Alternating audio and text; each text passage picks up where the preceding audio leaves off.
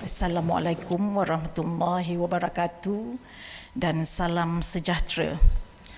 Bersama-sama saya pada petang ini adalah Yang Berhormat Timbalan Menteri Pengajian Tinggi, Ketua Setiausaha Kementerian Pengajian Tinggi, Ketua Pengarah Pendidikan Tinggi dan Ketua Pengarah Jabatan Pendidikan Politeknik dan Kolej Komuniti.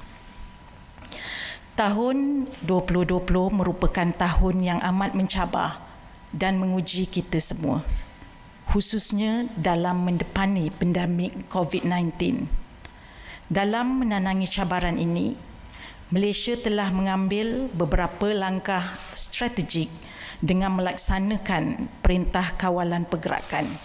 Alhamdulillah, dengan langkah-langkah yang telah diambil oleh kerajaan, negara telah berjaya mengurus pandemik COVID-19 sehingga dapat menurunkan kadar jangkitan sekaligus melandaikan lengkung COVID-19.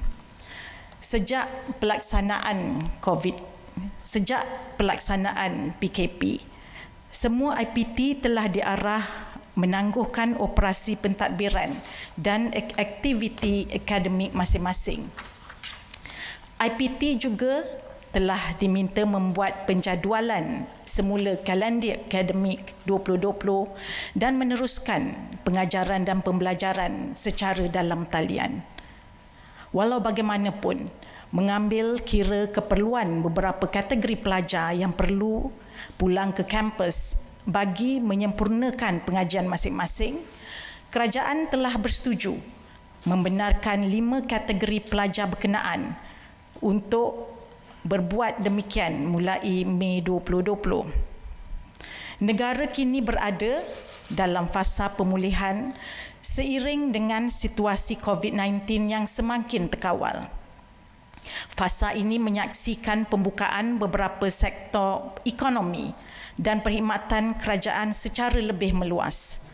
Terkini, kerajaan turut membenarkan sektor pendidikan untuk beroperasi semula dengan pembukaan sekolah, tadika dan prasekolah.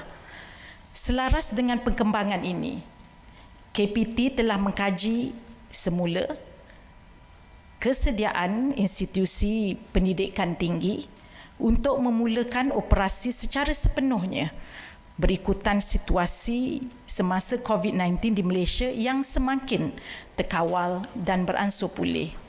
Sehubungan dengan itu, sukacita saya memaklumkan bahawa Mesyuarat Jemaah Menteri pada hari ini telah bersetuju untuk membenarkan kemasukan 4 lagi kategori pelajar IPT ke kampus secara berperingkat mulai Julai 2020. Kumpulan ini merupakan tambahan kepada 5 kategori pelajar yang telah diberikan kebenaran sebelum ini. 4 kategori pelajar yang dimaksudkan itu adalah seperti berikut.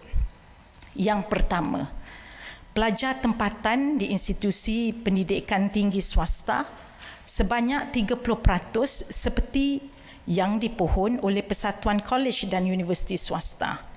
Kedua, pelajar tahun 1, tahun 2, tahun 3 dan tahun 4 Universiti Awam dalam bidang pengajian yang memerlukan latihan klinikal, latih tubi, praktikal, bengkel, makmal, studio atau peralatan khas, serta mereka yang perlu menduduki peperiksaan badan profesional. Ketiga, pelajar tahun 1, 2, 3 dan 4 Universiti Awam yang tidak mempunyai akses internet atau persekitaran kondusif seperti ruang belajar yang sempit atau keadaan yang tidak selesa bagi melaksanakan aktiviti pengajaran dan pembelajaran secara dalam talian. Keempat, pelajar antarabangsa dari kedua-dua Universiti Awam dan institusi pendidikan tinggi swasta termasuk pelajar baru. IPT diberi fleksibiliti dalam menentukan mod pembelajaran yang bersesuaian, termasuklah meneruskan PDP secara dalam talian kepada pelajar-pelajar yang terlibat mengikut keperluan program masing-masing. Jemaah Menteri juga bersetuju Kemasukan pelajar sepenuhnya adalah pada bulan Oktober 2020. Bagi memastikan keputusan ini dapat dilaksanakan dengan sempurna, IPT dan para pelajar dipohon untuk membuat persediaan yang diperlukan mulai dari sekarang.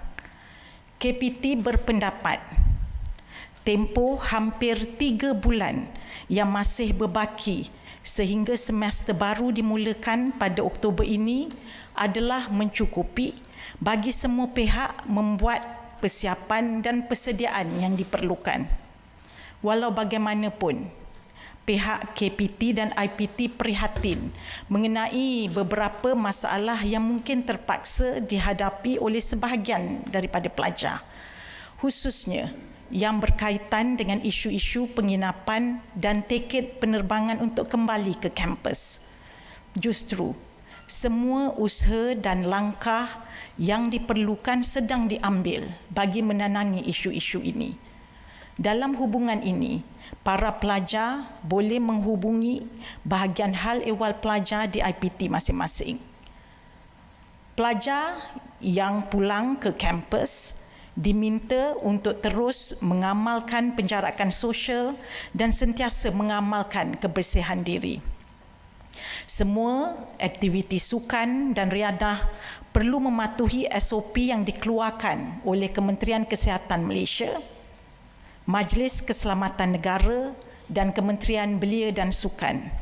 Dan aktiviti pelajar adalah dibenarkan dengan syarat aktiviti tersebut tidak melebihi 250 orang tertakluk kepada saiz, ruang dan penjarakan sosial. Bagi pelajar antarabangsa, mereka perlu berdaftar dengan pihak Education Malaysia Global Services sebelum diberikan kebenaran masuk ke Malaysia oleh pihak Jabatan Immigration Malaysia. Mereka perlu menjalani ujian PCR atau RTK antigen dalam tempoh 3 hari sebelum masuk ke Malaysia. Mereka juga dikehendaki menjalani saringan kesihatan oleh Kementerian Kesihatan Malaysia di pintu masuk negara ini dan seterusnya menjalani kuarantin diri selama 14 hari di lokasi yang ditetapkan oleh IPT masing-masing. Ingin saya jelaskan bahawa prosedur operasi standard ataupun SOP dan garis panduan ini akan dikemas kini bergantung kepada arahan pihak berkuasa daripada semasa ke semasa. Sekali lagi saya ulangi, keputusan kerajaan membenarkan pembukaan semula IPT mulai Julai sehingga pembukaan sepenuhnya pada bulan Oktober 2020 dibuat atas keprihatinan kerajaan dalam memastikan pengajian para pelajar IPT tidak terjejas. Sebagai aset penting dalam memastikan kelangsungan dan kegemilangan negara di masa hadapan, aspek pendidikan dan kesejahteraan pelajar-pelajar IPT sentiasa menjadi keutamaan Kementerian Pengajian Tinggi.